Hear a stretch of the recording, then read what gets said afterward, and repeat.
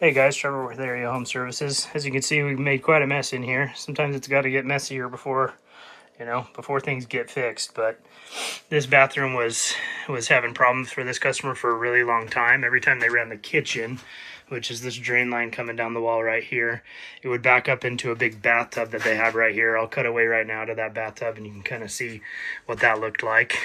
As you guys can see, this was the bathtub we took out of here. This thing was a behemoth.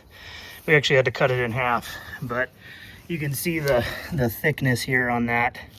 So it was wild. So it's kind of a composite material here, and that thing was large and heavy. So we cut that out of there in half, dragged it out of the house, and got that old tub out of there for them.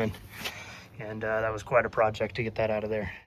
But so the problem was this drain was set really high. You can see the remnants of that drain right here. For some reason, they had pulled that drain up when they set the concrete of this house a lot higher than the actual drains in the house, and then it came here and was really backgraded. Those lines were shared, which they shouldn't have been.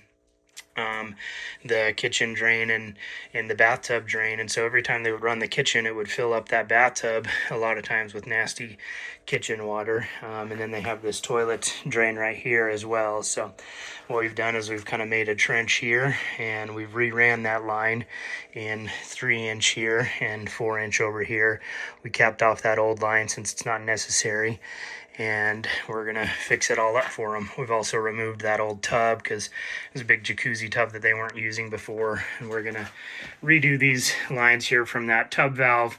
We're gonna make that a shower valve, and then they're gonna actually have a tile professional come in here. We were gonna do a shower pan before and a surround, but they've actually decided they wanted to use this whole space and make it a lot bigger of a shower. So I will update you here in a little bit as this project goes on and kind of show you what it looks like once we actually clean up in here.